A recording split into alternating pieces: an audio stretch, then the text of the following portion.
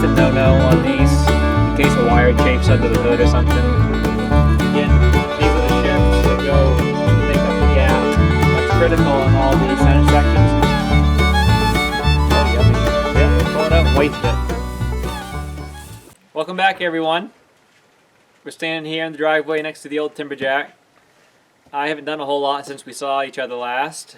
Between the weather and hunting season, we've been kind of tied up.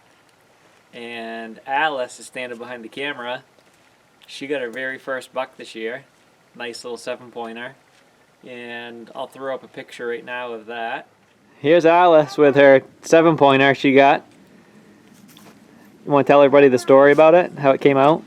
So Alice and I was sitting together, and she uses a crossbow, and we have a tripod with a mount on it that holds the crossbow, and it works really well for her because it doesn't kick and there's no noise, which she really likes. But we sat down behind the house one evening, and we weren't there long, were we? About an hour?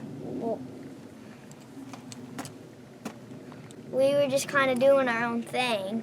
Yeah. And then before you know it, he's all... You come in, he was raking on the ground and making a scrape, wasn't he?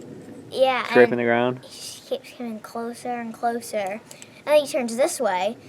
So he picks up it, and then he puts it down. And then it moves this way again. So I'm like, please don't scare it. And it finally comes right there, and it finally stopped. It was about 45 yards broadside. And, I had this one chance. And it was like all through these bushes and stuff. I couldn't see really well. I was trying my best to not hit the stomach. And I shot it. I was like, please. And then before you know it, ran off. Drilled it. Where'd you hit him? Right back. Right straight through the heart. How far did he go? Not far. Not far at all, did he? When you get a good hit like that, yeah. They don't last long. So that was a pretty exciting night. We were super pumped. That was fun. And then I got mine, what, 3 nights ago. When was it? Thursday night. It's Sunday. Today's Sunday, and I got mine Thursday. A nice 8-pointer. So between hunting season and the weather, we haven't done any real logging. But I have done a couple things on the Timberjack, and I'll show you what we've done on that. And we're getting ready to put some shims in the center section and get that taken care of. It's almost ready to go try cutting some wood with it. But anyways, I'll get you guys off the tripod here, and we'll take a look at what's been going on. They were like jiggly. So, the things I've done to this since we saw each other. Today, I put a master switch in it. It didn't have one. That's a no-no on these, in case a wire chafes under the hood or something, and you can't cut the power quickly. They'll burn right up on you. The other thing it really needed was, you can't really see it, there's some stuff covering it, but you can see the edge of it. I had to build a new bottom battery tray. The other one was gone. I mean, it was rotted right off. So I took some angle iron and made a whole new one, and I had an old piece of inner tube and just put it over the battery for now. Kind of get that stuff straightened up as good as I want it to be for the time being. I gotta get another battery at some point to help it crank better during the winter. But I did that. I gotta go up and get a boot for this. For right now, I've just been covering it with a tarp. Put an air filter in it. I changed all the fluids and filters. It was warm last Saturday, so I just did it really quick. I didn't get it on camera. Nothing really exciting anyways. The only thing I want to tell you guys about is I did discover that filters, I don't know what part of the country you're in, or even if you're in here in Maine, the prices on some of this stuff has gone through the roof. And I wasn't going to spend, well, on the air filter at the local Napa or any of those places. What I was saying about the filters is I went into town, and I usually get them at Napa or CarQuest, but for an air filter now, they wanted over $80. So this company, fleetfilter.com, I found them online. I didn't know if they were legitimate I read a bunch of reviews and everything was good. They sell tons of filters and they're all the name brand. I mean, Real, Napa, or Wix or whatever you want. So I got all my filters for both skidders, right, for 136 bucks. That was with shipping. And I went through and marked.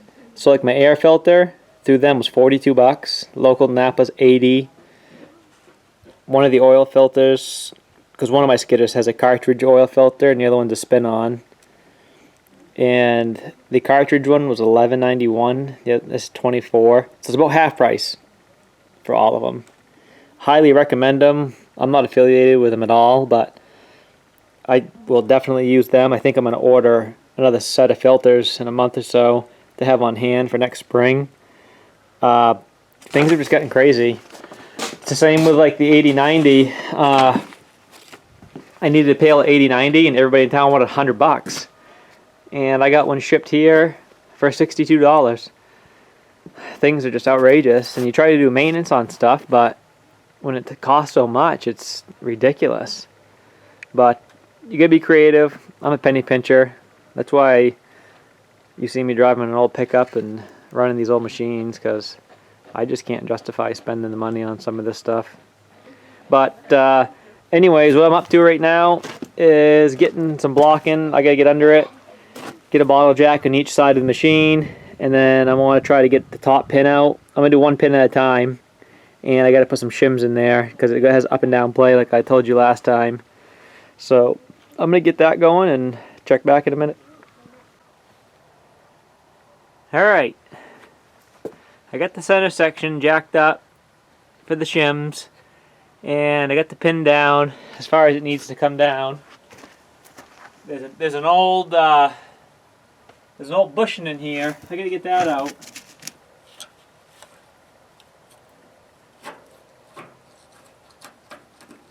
Pretty worn. Now the trick is to clean out as much gunk as possible to get a nice clean surface for the new shim. So I'm going to go around the other side and do that, and I'll be back. Alright, so I got some shims here, some thick ones, different assortment of thin ones. These ones right here I haven't seen before. They're not bronze, they're a weird fiber. I bought a Clark skidder and it came with all kinds of this spare parts, but I think they'll last alright. Find out. Can't no more than chew it up again. See if we can get it in there.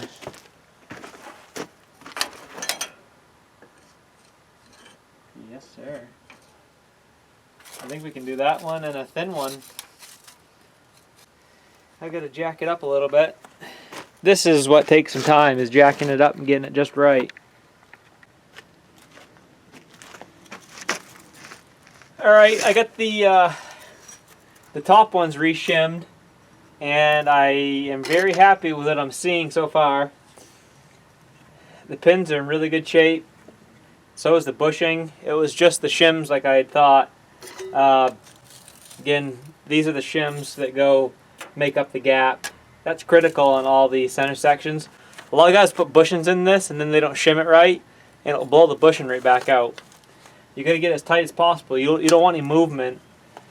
The only thing I noticed on this one, which will be an issue, I don't know if you can see it, these pins have two flat spots.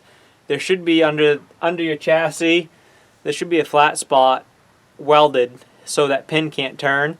This one's broke off, so the pin can spin. That can cause a premature wear because there's only supposed to be one moving part. So that's that. The old shim I got out, it's another one, it's tapered like a saucer.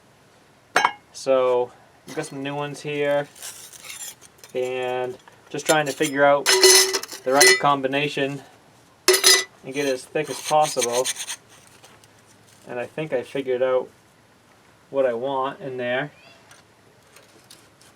but that's too much. try this.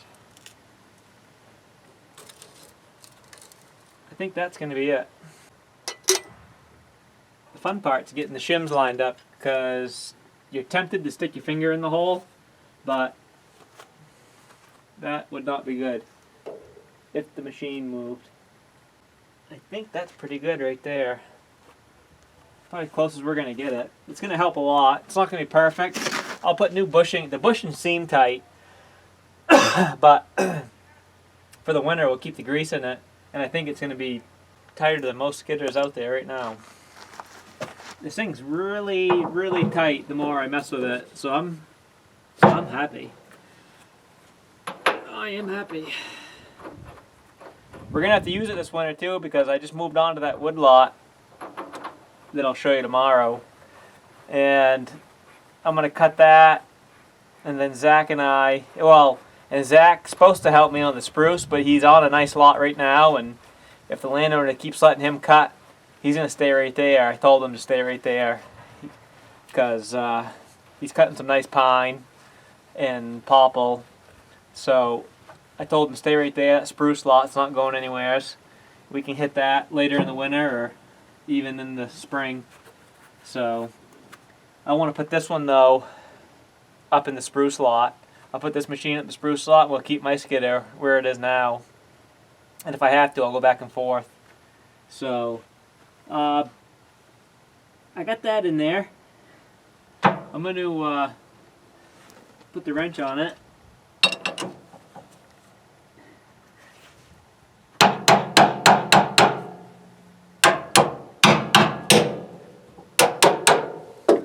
I'll probably cut a little block of steel to weld under there so that pin doesn't move around anymore. Let's let these jacks down. Let's see if we lost some play.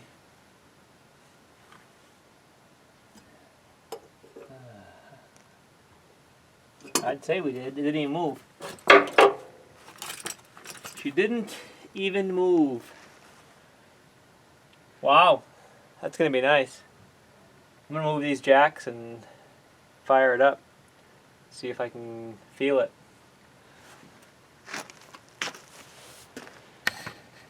The biggest thing too now is you can see where it was rubbing. I don't know if you can tell. We got a nice gap there now, that new bushing under it, so that won't hit. Anyways, I'm gonna get picked up here. Alright, well, that thing's all set for the center section. The time change is really screwed. I hate the time change. It's messed up my afternoon. Kind of running out of daylight. So I'm going to leave that right there. We'll come back to this week. I am back on that new wood lot. We'll go there tomorrow. Start getting some new footage out again. I got my deer, so that's a saving grace, because if I didn't get my deer, I'd be hunting every day. So I'll get some footage out for you guys. I got to feed these. They got some pasture. I moved them once. I got one more spot to move them on, but I ran out of time today, so I'm going to go give them some second crop. What I got going on is I got a wagon out here with some second crop I couldn't fit in the barn, so I'm feeding that first. Our barn's full upstairs and downstairs, so I'm just feeding off this for now and bringing it to them. Climb up under here and throw some down. I give them like 3 at night and then a couple in the morning, and then they just browse out there during the day. But they've been pestering me. Get these guys fed up. They're all anxiously waiting. They're gonna melt away. I think my 2 brood cows could use to lose a couple pounds anyway.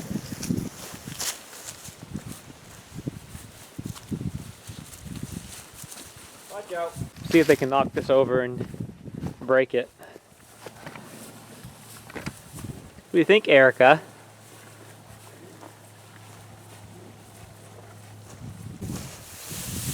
Oh, yummy. Yeah, let's pull it out and waste it. Cows, they waste a lot of feed. why you gotta have a herring. Even a herring sometimes isn't the best answer. Yeah? She's the best mannered one. She was a former show cow, so she's pretty tame. I don't work with the other ones much. Oh, I know.